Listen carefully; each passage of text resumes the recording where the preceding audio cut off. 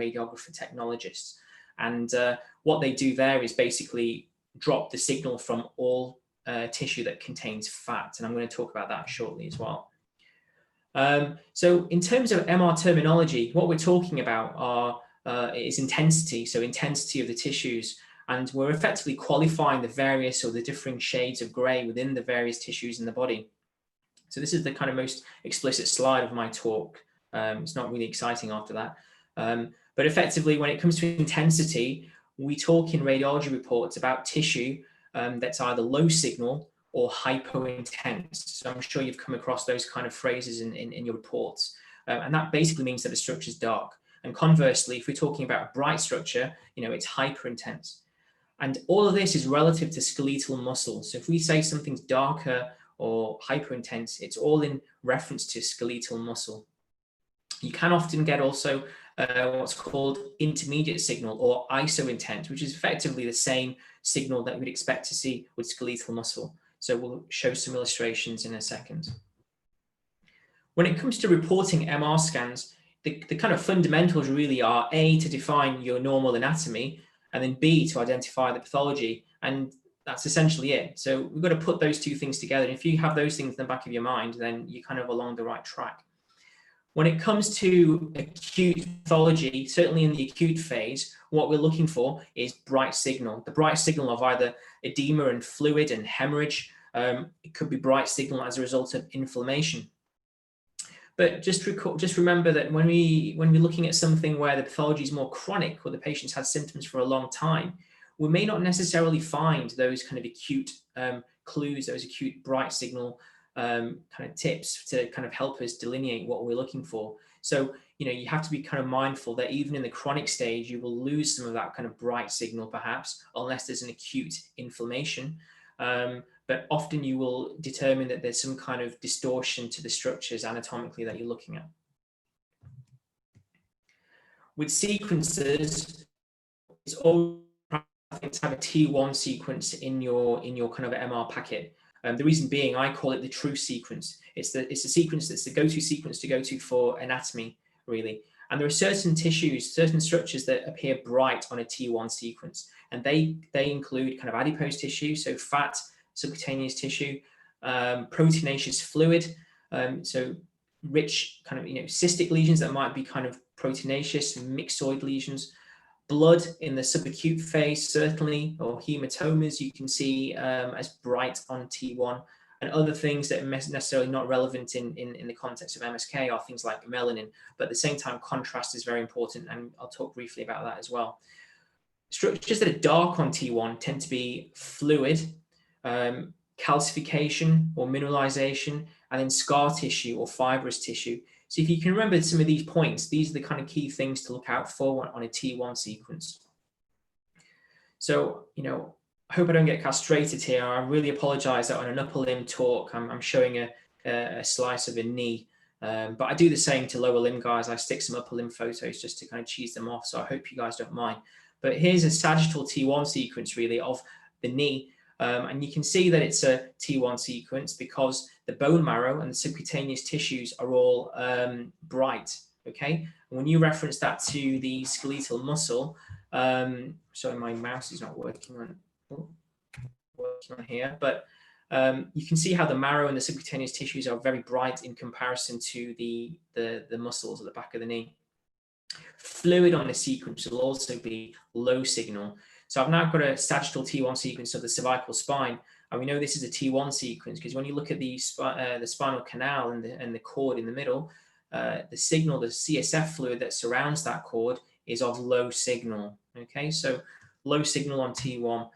T2 is a good pathological sequence. So that's the kind of go-to when you're looking for any kind of pathology, really. And again, certain structures that appear bright on T2 will include things like fluid, which again can be edematous, inflammatory, infective, or related to underlying tumors.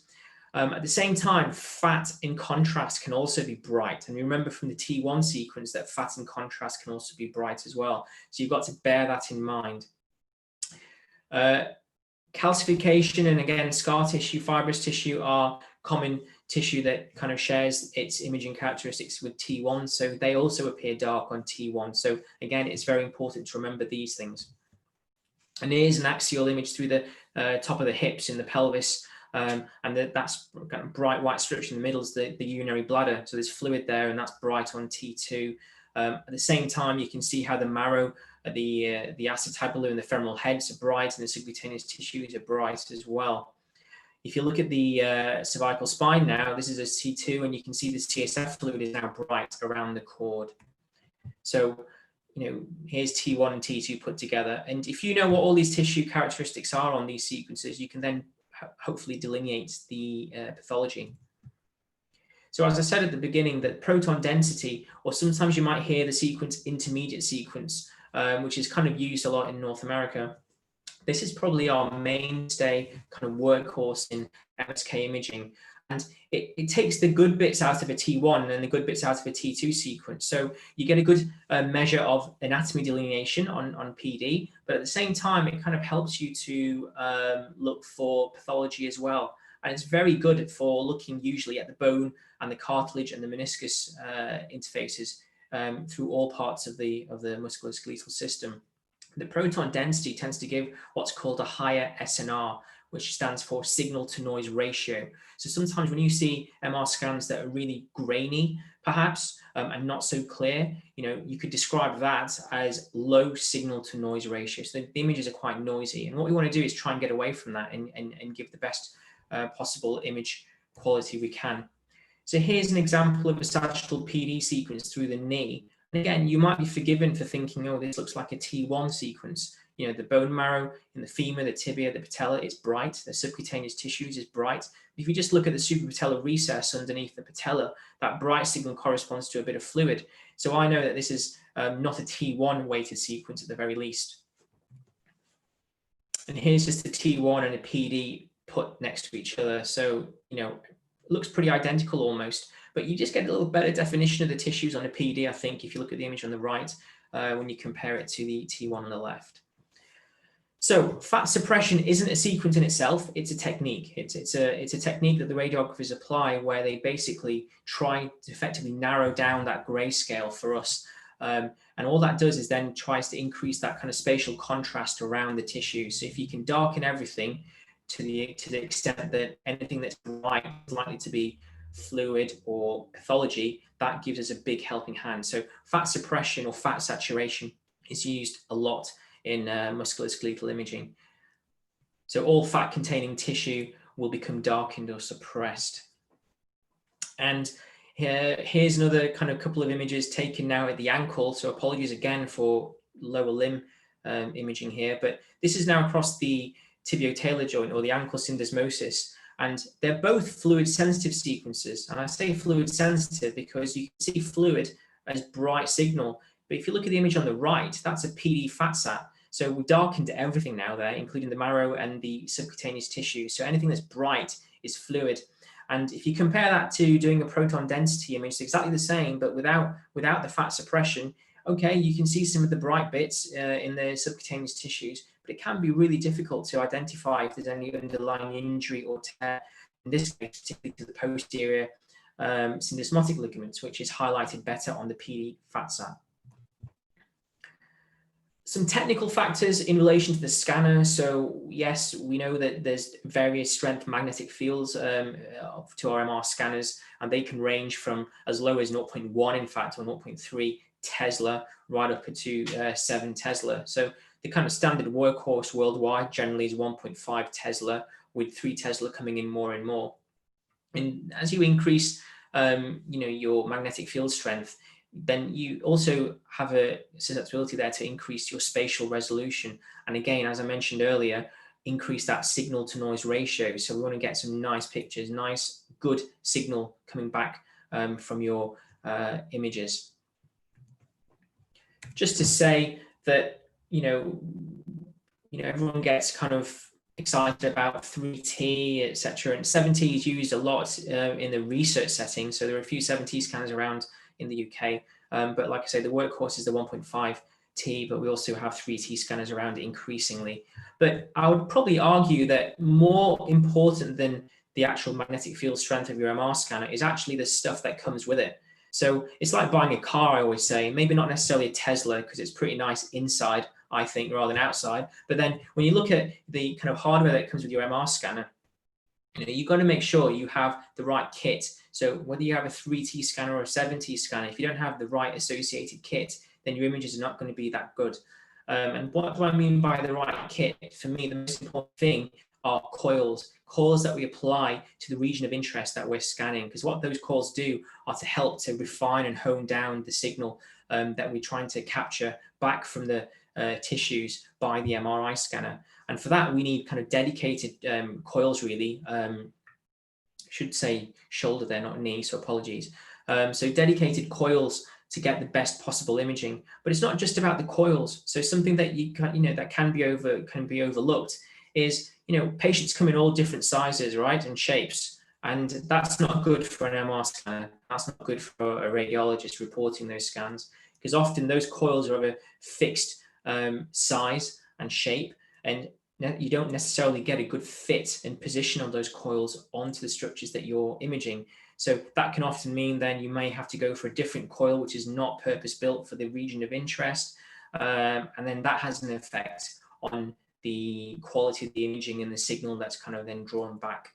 But the whole point of the coils is then to increase the kind of homogeneity, if you like, of the magnetic field around the structures that you're imaging. And again, that increases the signal to noise ratio. So this is probably one of my most important slides, I'd say, rather than the kind of strength magnet we have. So that's the kind of sciencey bit of the talk. And I'm just going to talk briefly on the kind of radiological aspects, I guess, of shoulder MRI, focusing primarily, I guess, on the rotator cuff and instability of the joint, just because there's just not enough time to cover everything else. But, I suppose the kind of key points with the, shoulder pathology, you could divide and break down into kind of 4 main things that we see in clinical practice. By all means, it's not exclusive, but these are the kind of common things that we tend to see. I'm not going to talk to you about the rotator cuff because all of that. This is an old slide that I had, but I need to redraw the schematic at the bottom, because now it's in the middle. Sorry, because it's quite important to note that we know the infraspinatus footprint on the greater tuberosity is much greater than the supraspinatus. So that's quite important in the context of viewing MRI scans. This is quite a busy slide. And this is more for our kind of technicians, really, but it's important just to take out from here that, there are multiple different sequences that we can perform. And if you don't perform them in the right planes, in the right way, then you're not going to be able to see the structures that you want to see. And this is probably an important kind of context to take in, that even though a patient has an MRI scan, that MRI scan can be performed in many different ways. You could get a report back with an MR scan that's only performed 3 sequences on a van somewhere in a car park in the wilderness, or you could go the extreme opposite and have multiple sequences. So it's quite important to make sure you have a fine kind of trade-off in terms of the time it takes to scan, but also making sure you have obtained the right sequences and the right planes to make sure you pick up your pathology and your region of interest. And unfortunately, this is quite a problem now, and it'll be an increasing problem, I suspect, going forwards because of the expansion of imaging generally. Most hospitals and institutions can't maintain their own kind of demand for scans, and so work often gets outsourced, and so you're getting outsourced work to other external agencies, and you'll get a varying ability of radiographers that then operate those scanners. So there's often a variability in the way the sequences are obtained. So the best way to kind of nail this is really work closely with your clinicians and work closely with the radiologist to try and optimize some of the protocols that we want. We don't always get it right, and it's always a work in motion. So that's important. The common sequences, however, that we kind of, the standard sequences we would use for MR tend to be a mixture of the coronal, axial, and sagittal planes, and depending on what we're imaging. So it's really crucial, I guess, when you put in the MR request and you write down your kind of differentials in the clinical history. When we pick that up, the idea for us when we pick it up is to then decide, right, what kind of protocols are we running? Because it's a very different protocol to run if you're looking for rotator cuff disease, as opposed to, let's say, a labral tear in the context of instability, where we might be doing an arthrogram. So the more kind of information and relevant information, the better. So some basic concepts around what normal rotator cuff tendons, or any tendons in the body for that matter, and ligaments look like. They're generally of low signal intensity, so they're dark. So we've got a T1 sequence here, a coronal T1 sequence on the left, and then we've got a fluid sensitive sequence that's been fat suppressed on the right. And it's just highlighting the supraspinatus muscle and the supraspinatus tendon coming into its attachment to the greater tuberosity. And you can see that on both sequences, the signal change is pretty much dark all the way through. So that's what we'd be looking for in the context of a normal tendon. One thing to be aware of, however, is something called a magic angle artifact, and that's unfortunately a real pain in the backside for radiology in general, but more so in musculoskeletal imaging, because magic angle artifact is basically an artifact created when the tissue or the structure that you're imaging is imaged at or orientated at about 55 degrees to the plane of the magnetic field. So if you think about it, there's a lot of structures that we image, especially tendons and ligaments, that curve around, and parts of those structures often get caught in that kind of 55-degree orientation to the field of the magnet. And so that often then causes a spurious high signal intensity in those structures. So the supraspinatus, the rotator cuff, is a very common site. Other areas can include the tendons in the ankle, like the peroneals and the ligaments, the abductor tendons around the hips, ligaments around the elbow. So this is something just to be aware of. So this is the same patient, and these two coronal images show, these are arthrogram images, in fact. So the one on the left is a T1 fat suppressed image, and the one on the right is a T2 fat suppressed image. And you can see the joint capsule outlined nicely with high signal from the contrast that was injected as part of the arthrogram study. So the technical factors relate to the kind of tissue relaxation times on the various sequences. But if generally on a T1 sequence and a proton density sequence, which are more susceptible to this magic angle artifact, you can just see where those arrowheads are showing a bit of high signal in the tendon. Now, if you didn't have any other sequence, somebody might, be forgiven for calling that tendinosis, or maybe going into a tear. But then this is the same patient. This is the same patient with a T2 sequence on the right, and you can see how that tendon is nice and homogeneously low signal all the way through. So it's very important to have, I'd say, a T2 weighted sequence that does actually counteract that magic angle artifact in your imaging portfolio. So just to briefly talk on pathology around the rotator cuff, we'll just focus on tendinosis and its appearances, partial thickness tears and full thickness tears. So in the context of tendinosis, what we're really looking for are areas where tendons are thickened or frayed. I often describe to my trainees that, if you have a pencil, you can draw a pencil line around the edge of the tendon, then great. If you can't and it starts to become fuzzy, then that's a little bit of fraying in kind of my book, and you're kind of going down the lines of tendinosis. Other kind of signal changes you'd see in the context of tendinosis include this kind of intermediate signal change. So it's not too bright, it's not fluid bright, and you've lost that kind of homogeneous kind of signal that we were looking at before with the normal tendon. So here on the sequences, the big images, the image on the left is a T1, the image on the right is a fluid sensitive fat suppressed sequence. You can see how that supraspinatus tendon now is slightly swollen, it's become a bit thicker, it's become a bit fuzzy around the edges, particularly on the bursal side, I'd say, and there's kind of intermediate signal or gray signal in that tendon. And I've just put that image of the normal tendon we saw on the slide before at the bottom, just for comparison. Here's another example of tendinosis, pretty much in the kind of critical zone area of the supraspinatus tendon, where you get a bit of high signal change and a bit of thickening of the tendon. And same again, this is now the same patient, a coronal sequence, which is the top left, and a sagittal sequence on the bottom right, which basically outlines the kind of intermediate signal change and thickening you're seeing into the tendon itself. So you can get partial thickness tears, particularly in the context of existing degeneration and tendinosis. And what are we looking for? So we're looking for fluid signal, so something that's bright enough to kind of mimic fluid. It kind of creates clefts into the tendon.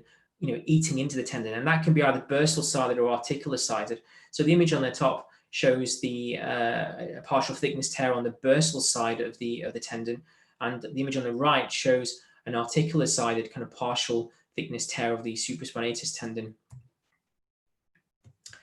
Here's an example of arthrosis across the AC joint, and you can see there's a bit of lateral downsloping, but then the arrow is pointing to an inferior osteophyte, and that's quite crucial to pick up as well, because we often see those inferior osteophytes kind of impinging and indenting upon the underlying coracoacromial ligament that can get thickened, and also into the musculotendinous junction of the supraspinatus.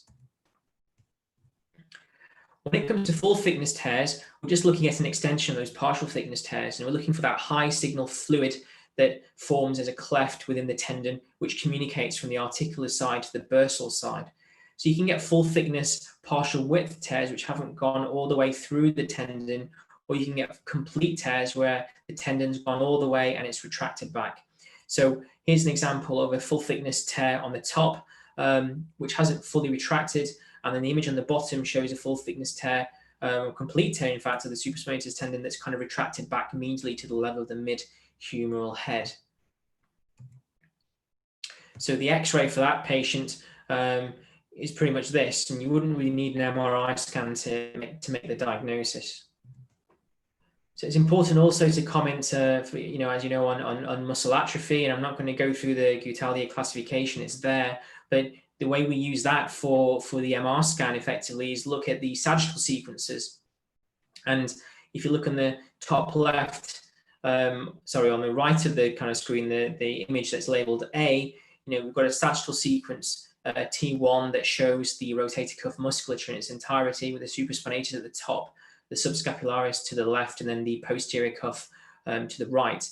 And as you go sequentially through the sequence, you can see how you get progressive muscle volume loss and fatty streaks and fatty infiltration, to the point where if you look at D, you've got complete replacement, or there's certainly more fat in the supraspinatus muscle belly than there is muscle fibers. So that's the kind of context we use, and they're the kind of imaging sequences that we use to kind of diagnose and quantify, if you can, muscle atrophy. It's quite interesting that sometimes you find MRI scans where on the sagittal sequence they haven't gone far enough medially to capture the scapular spine and the cricoid process here to see those muscle bellies. So again, that's a technical failure on our part, and that's something that needs to be fed back.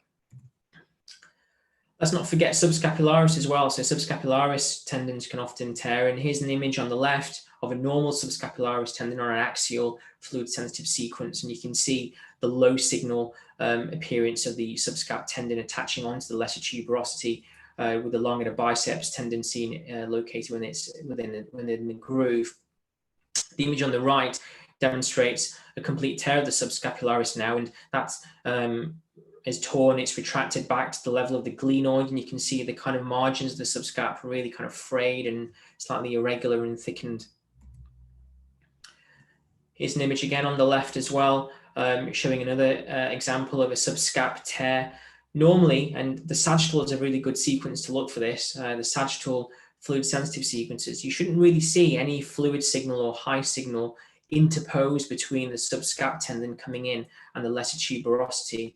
So some of my secondary signs, as well as looking for fluid to delineate tears, is also looking at the cortical surface, the cortical margins of the tendon footprints. If they're irregular, or if you see subcortical cystic changes, these are subtle clues that there's potentially been some kind of injury here, if not recent, then in the kind of recent past.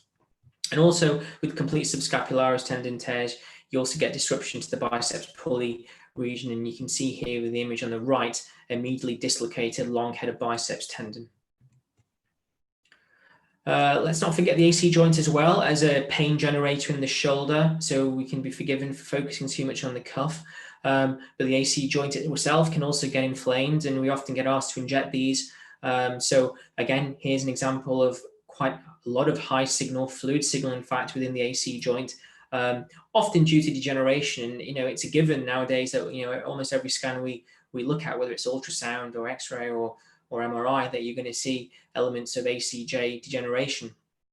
And other things to comment on are things like any pericapsular inflammation or bone marrow edema that might signify more of an acute inflammation. Just to touch briefly on adhesive capsulitis or frozen shoulder, because that's a big part of our practice. The images at the bottom are what you'd expect to see in a normal shoulder, so a coronal and a sagittal sequence. So if you look at the coronals, first of all, on the left, you can see on the top left, the arrows pointing to thickening. This is a fluid-sensitive sequence, so you can see thickening and a little contracture of the joint capsule associated with what I'd describe a bit of pericapsular edema. And when you contrast that with the image on the right, you haven't got that same amount of thickening or same degree of thickening or pericapsular edema. If you now turn to the images on the right, on the bottom right, we've got the black arrow pointing to what is the coracohumeral ligament, and the asterisk denotes the rotator interval and the subcoracoid fat triangle. So that's what it should look like normally on a kind of T1 sequence. If you look at the image above, the arrow is now pointing to quite marked soft tissue thickening, soft tissue scarring within that rotator interval with bits of low signal within there, so some fibrous tissue. That subcoracoid fat that we see quite nicely on the bottom image is completely been obliterated. So here's a good example of what adhesive capsulitis would look like on an MRI scan. And we see these features a lot more than we think, and it's easily missed, I think, on MR scan. There's often a spectrum, but there's a lot of mild capsulitis on MR scans. Again, if you were to give contrast, which we don't routinely do for musculoskeletal imaging unless we're concerned about potentially a tumor or infection or inflammation. Again, if you gave contrast to this with intravenous contrast, you often see this kind of capsule light up, if you like, from the kind of inflammatory change. So the key signs to look for are the contracture of the joint capsule, particularly at the inferior axillary recess. You're looking for pericapsular edema. The coracohumeral ligament, so it's quite sensitive, this finding. If you find the coracohumeral ligament to be thickened, then there's a good predictive value for an underlying frozen shoulder. And then, of course, the obliteration of that fat in the rotator interval. So moving on to glenohumeral instability, I'm just going to take a sip of my kind of pre-happy hour beverage.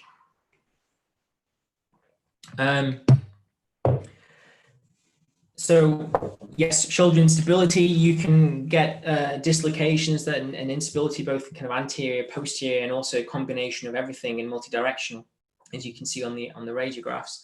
And why is it important? So we kind of know that the shoulder joint has a high range of movement and therefore is also susceptible to injury and instability.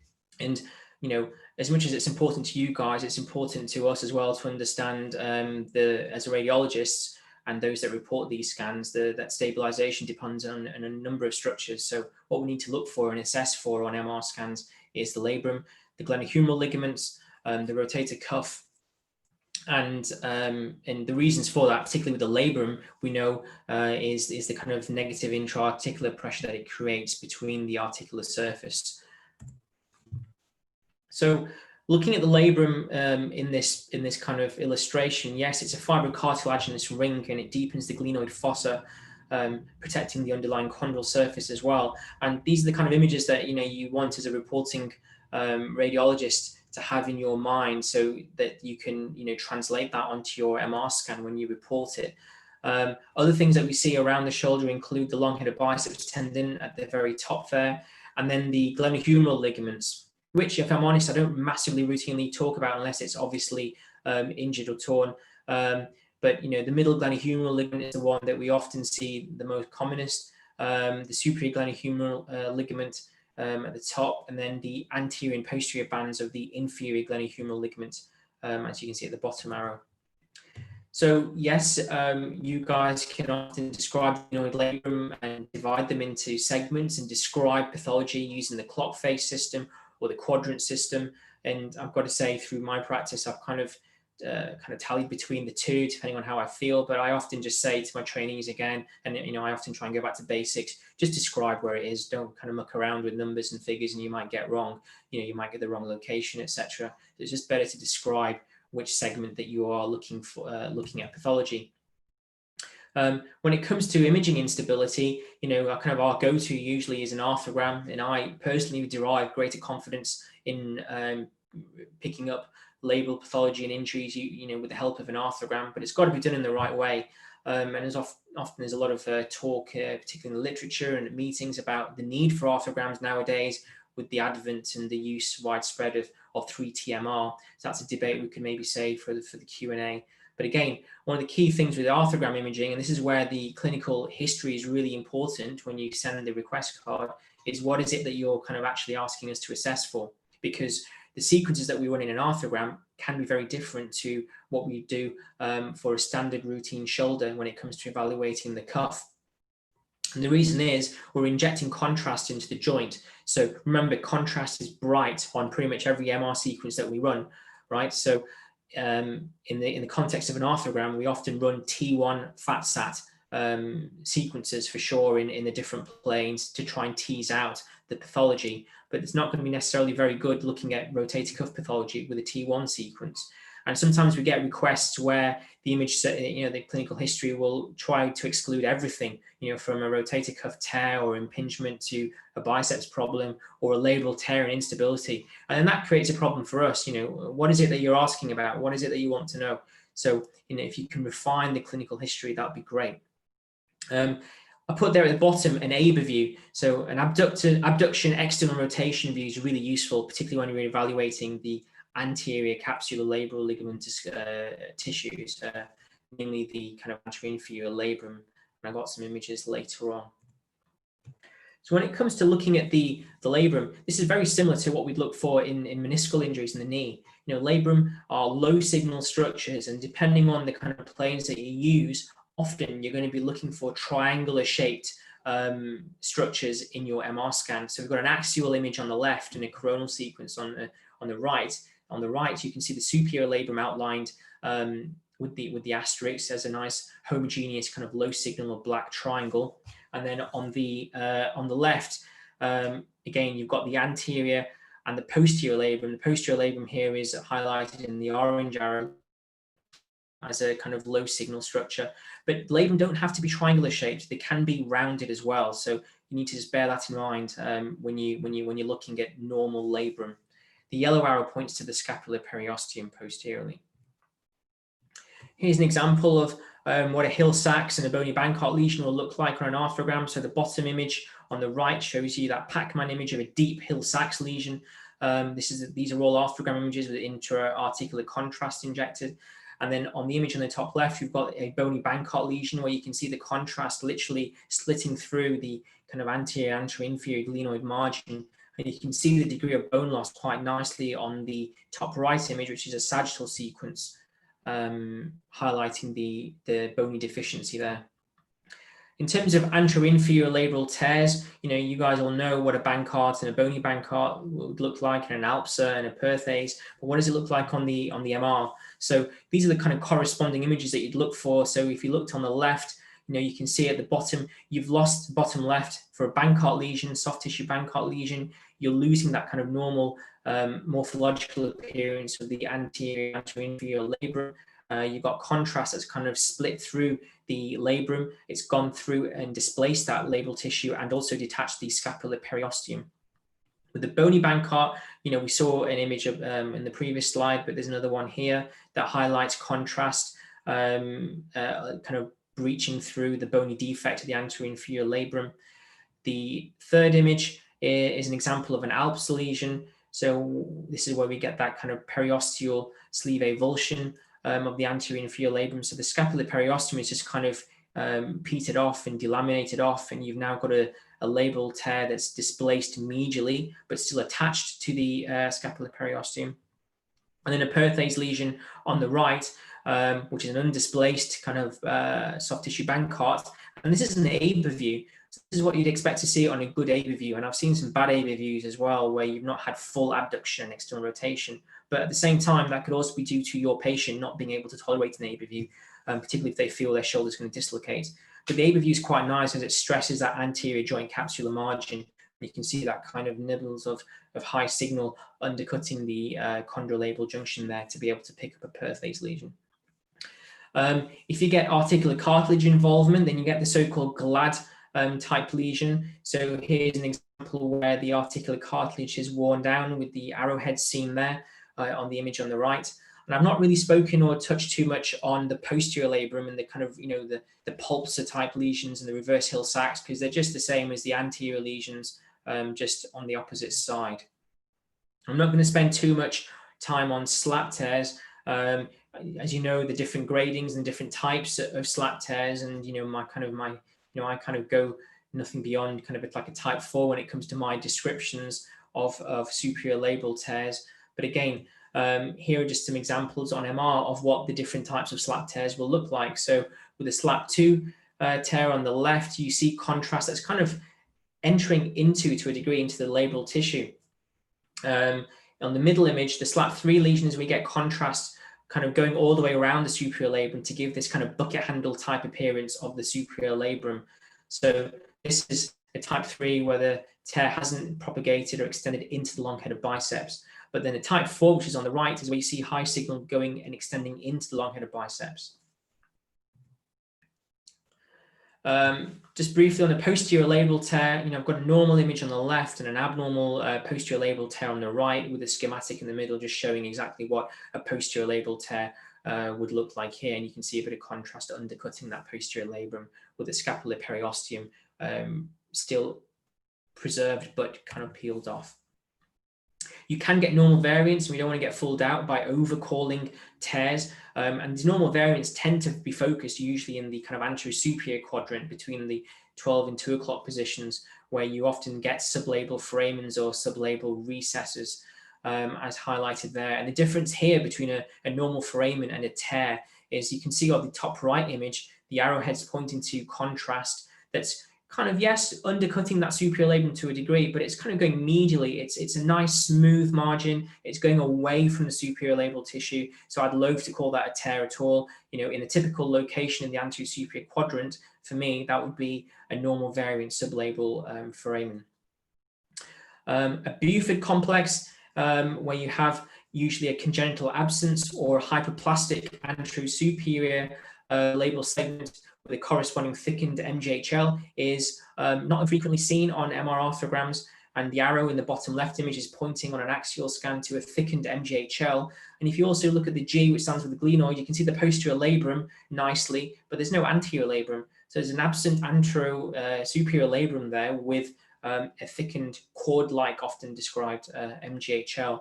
And here in the sagittal plane, you can see the MGHL as well, cord-like thickened. And if you're stuck looking for the MGHL, just find the subscapularis. The MGHL always parallels the subscapularis on your axial and sagittal views.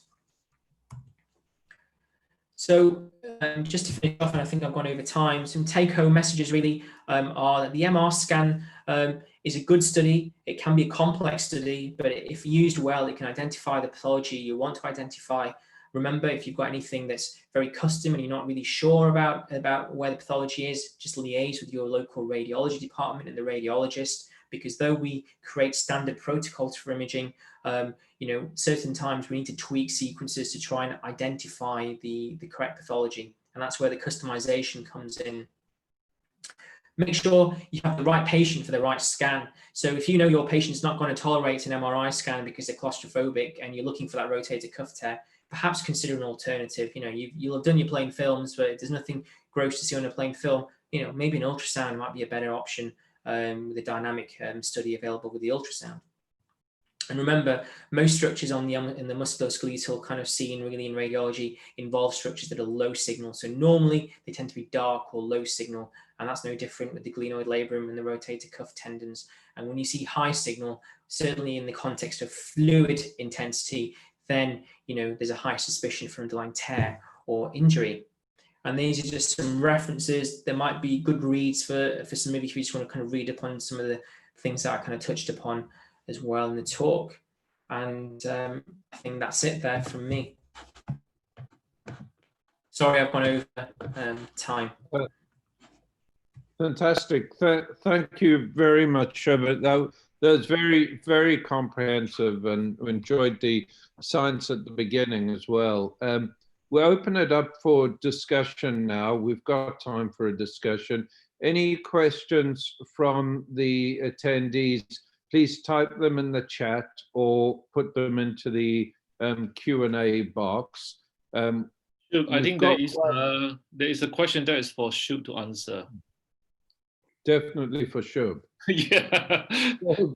Shub, in the chat, a general MRI question. As the MagnaSafe trial, non-thoracic MRI scans have no adverse effects in a patient with an IUCD. Any advice? Is that something you know? You're talking about a gynae type scan, and that's not something I kind of really get involved with or see. So ultimately, when it comes to any kind of foreign kind of body, if you like, in the body, you have to go through checklists and make sure that things are compatible with the MR scan. And there's actually general kind of lists available in all radiology departments. All MR scanners will have kind of a list really to go off what components are safe and what components are not safe. So I would refer to that really. And it's the same when it comes to in terms of musculoskeletal, when we're looking at metal work in the body. If anyone's had prior surgery, are they compatible with MR? We're looking at MR compatible components.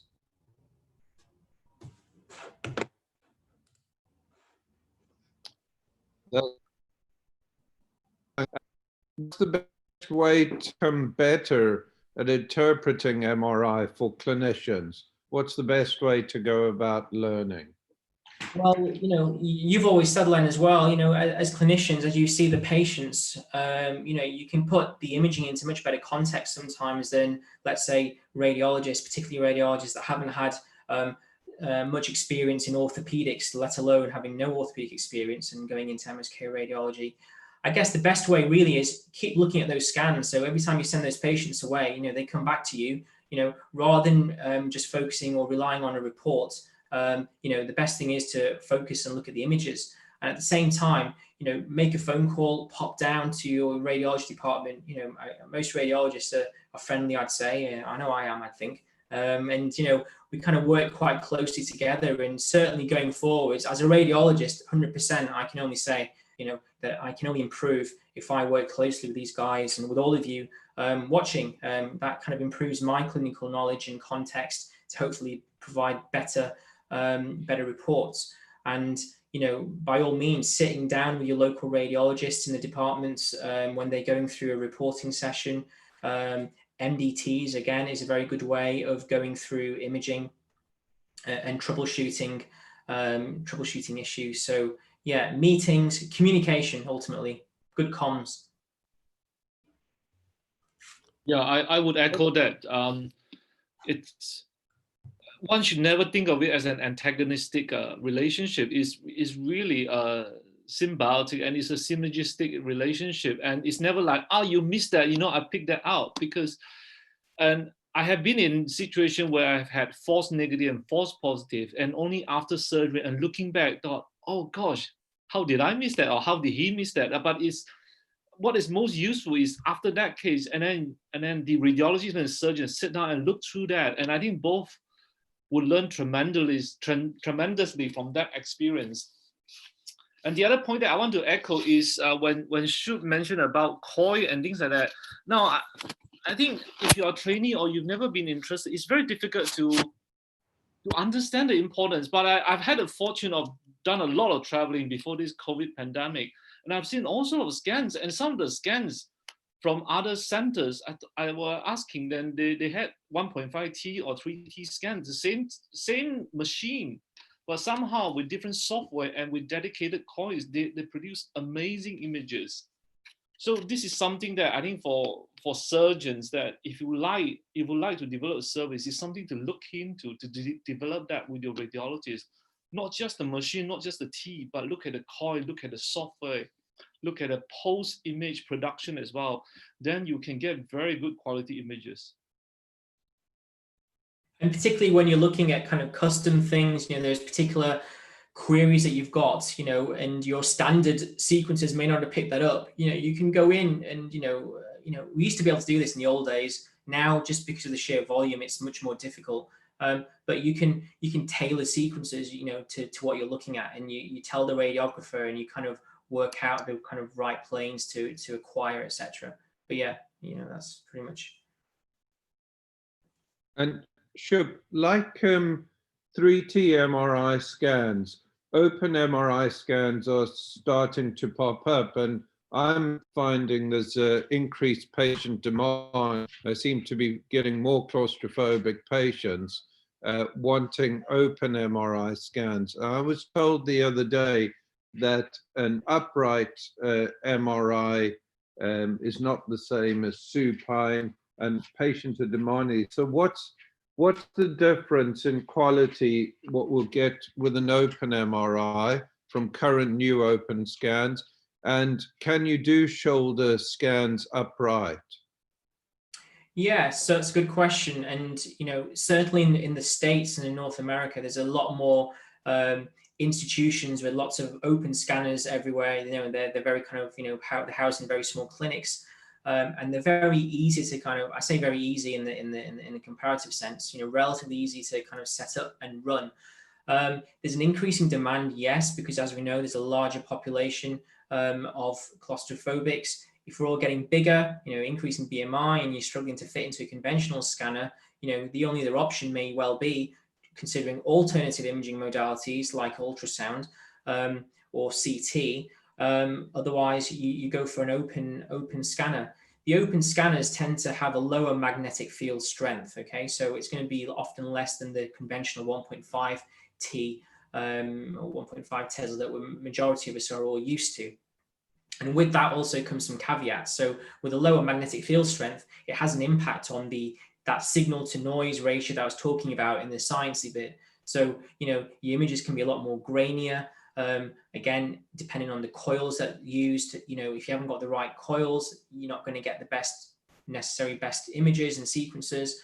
And when you talk about upright, with patients either stood up or sat down on the scanner, you can do that. But remember, when you're imaging structures, in this case the shoulder, the best way to acquire the best images is really to have the region of interest right in the center of that magnetic field. Now, if you're sat up doing the right shoulder, you know, your shoulder's going to be, with the coil, your shoulder's going to be at one side. It's not going to be kind of in the epicenter of that magnetic field. And that has an impact on things like fat homogeneity across the scan images, but also the signal to noise. Some positives, though, are, look, there are some patients that actually derive benefit from that. You know, if it's a case of no MR scan versus, or an MR scan of very poor quality on a conventional scanner versus an MR scan where, okay, you've got some imaging there, perhaps to make a diagnosis, particularly if it's a large lesion or a big full thickness cuff tear. You know, there is a role, I think, and, you know, again, you work with the radiographers, or we as a radiologist work with those radiographers to try and optimize some of those sequences to get the best possible imaging that we can. But subtle nuances are a lot more tricky. So subtle chondral lesions, you know, small ligament tears are not as well seen, I would say, at this stage, really, with some of these open magnets. And just quickly, also, you asked about, can shoulders be scanned in the upright form? Yeah, you can. Wow. So, you know, you have gravity to help you there, and that's quite useful, particularly in lower limb and the spine, where rather than scanning conventionally with a patient supine, you're now doing them upright with the help of gravity, adding a bit more weight. No different to your weight-bearing kind of view radiographs. So you can use a shoulder coil on an upright MRI? Yeah. Okay, great. Another question that comes up is, how long after a dislocation can you still do an MRI scan as opposed to an MR arthrogram when looking for labral pathology? Yes, it's a good question. It's a good way to kind of avoid having to send a patient for a dedicated MR arthrogram. So usually within days, if there's a large hemarthrosis or a large joint effusion, you use that as your pseudo arthrogram effect. You have to get, you know, you've got to get into the scanner fairly quickly. And we know the MR scanner is quite a premium piece of kit in any institution. So within a matter of days, really, I'd say, and beyond that, you know, whether there's any residual fluid left in the joint or not, you're going to start to lose that kind of contrast interface. And interestingly, also, even if you do arthrograms, in digressing from that, you know, you often, after injecting into the shoulder, you want to get those patients into the MR scan fairly quickly. You don't want them waiting around too much, because, you know, you lose the signal intensity from the contrast. if there's been a bit of a delay. And I remember in my fellowship, we used to inject a bit of adrenaline alongside the contrast into the joint just to keep the capsule contracted and keep the dye in there in case there was a delay on the MR scanner. Thanks. I've got one. You mentioned that tendinosis is when you see that fuzzy appearance. Now, how do we know whether that is age-related normal changes, or how do you know that those might be age-related normal changes? Are there any studies of rotator cuffs and what asymptomatic tendons look like at different ages to guide you as radiologists when interpreting reports in terms of saying this is normal for age, for example? That's a good question. And, when we talk about normal for age, you could probably also say, normal for activity. So you could have a younger patient who's fairly active with their shoulders. And if you scan them, you might see more kind of what I'd say normal for their kind of activities and their workload changes in the tendon.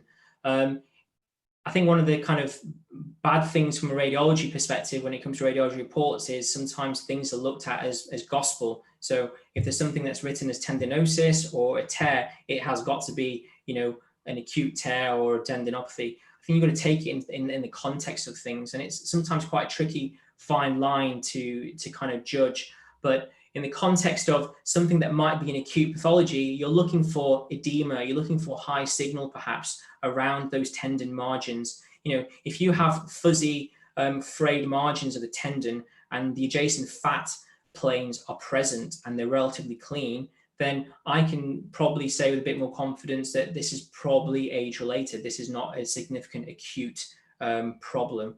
When you start seeing fluid or a bit of stranding in that fatty tissue plane or loss of that fatty tissue plane, then that signifies to me that there might be something more acute. And are there any new imaging technologies or anything that might be coming on with MRI scans to guide us, the whole thing around tendons, what is just a degenerate tendon and what is a pathological tendon? Is there anything imaging that can help us, or something in the future that you're looking at that might help us? So there's things like elastography, and certainly when it comes to ultrasound and quantifying the degree of kind of fibrosis, if you like, elastography has been used quite a lot, and I did some back in my training days in the non-MSK sense when we looked at in livers and liver fibrosis. So it's kind of been around for a while, but it's just probably not been taken up in a kind of big way in the musculoskeletal setting. But you could think theoretically there's a massive scope for that when you're looking and assessing at tendons. So that's one thing maybe to consider going forwards. Any value in things like 3D MRI scans? I've seen that in the research arena. Is that something that might have any value clinically? So that'll probably come in the future, not too distant future. Does it have a clinical relevance? Does it help? It might just be nice to have pretty pictures, but I think until you routinely test those sequences and see whether they're actually suitable to identify your pathology, it's very hard to say. And we have even now currently these isometric type sequences which are very kind of low slice thickness that you can reformat, and they're kind of like a shortcut, if you like, for some institutions to acquire the imaging in a very quick way. So you run one sequence and then you can reformat that into your different planes. But I still find some of those sequences quite noisy, so the signal to noise ratio isn't as high as I'd like, but it's there. It's another adjunct to your conventional sequences. And remember, you want to use all these various sequences to try and pick off what you think is normal and pick off what you think is pathology. But you don't want to overdo it. You don't want to have too many sequences to have to review, A, and B, too many sequences to acquire will mean too much time on a scanner per patient. Brilliant. Any other questions from the panelists? Or I see Harry Potter's joined us from Dumbledore's office. Anyone else?